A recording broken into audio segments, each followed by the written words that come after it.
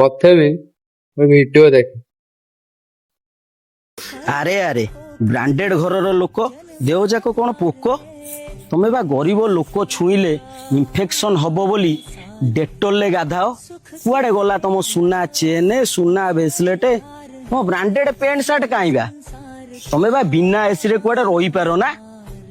ତମର ସେ ଯୋଉ ଦାମିକିଆ ସେଣ୍ଟ କାଇଁବା। ଆଜି କଣ ଏତେ ଜୋର ବାସୁଛ ତମ ପାଖକୁ ଯିବା ପାଇଁ ହେଲେ ନାକରେ ହାତ ଦବାକୁ ପଡୁଛି। ଏ ଲୋକଙ୍କୁ ପେଟକୁ ମାରି ଲୋକଙ୍କୁ ଧୋକା ଦେଇ ଯୋଉ ବଙ୍ଗଳା କରୁଥିଲ ସେ କାଇଁ ଆଜି କଣ ମାଟିରେ ପଡିଛ। ଯୋଉ ଗର୍ବ ଦେଖଉଥିଲ ଆଗରେ 50 ଟଙ୍କା ପଛରେ 50 ଟଙ୍କା ଆଜି କଣ କେହି ନାହାନ୍ତି। ବିଲୁଆ କୁକୁର ବି ତମ ପାଖରେ ନାହାନ୍ତି। ହଁ କିଛି ନାହିଁ ଭାଇ। ଆସିଛୁ ନଙ୍ଗଳା ଯିବୁ ନଙ୍ଗଳା। ମଣିଷଙ୍କୁ ଯୋଉ ଆମେ କରୁଛେ କୁକୁର ମାଙ୍କଡ ଭଳିଆ ବ୍ୟବହାର ତାକୁ ବନ୍ଦ କରନ୍ତୁ। ସିଏ ବି ମଣିଷ ଆଜ୍ଞା। ଯୋଉ ପର୍ଯ୍ୟନ୍ତ ମେଡିକାଲ ରିପୋର୍ଟରେ ନର୍ମାଲ ଅଛି ଠିକ ଅଛି। ଯୋଉ ଦିନ ଡାକ୍ତର କହିଦେବେ ସବୁ ଠାକୁରଙ୍କ ହାତରେ ଖେଳ ଖତମ ସେଇ ଦିନଠୁ ଟିକେଟ ୱେଟିଂ ରେ ରହିଲା।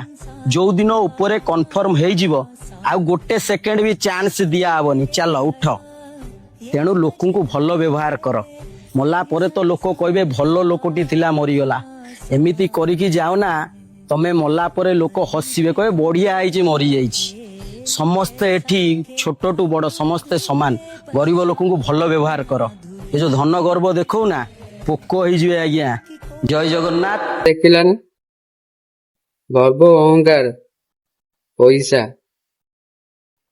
କାହାର ରହିନି। ଇଏ ଯୌବନ କାହାର ବି ରହିନି।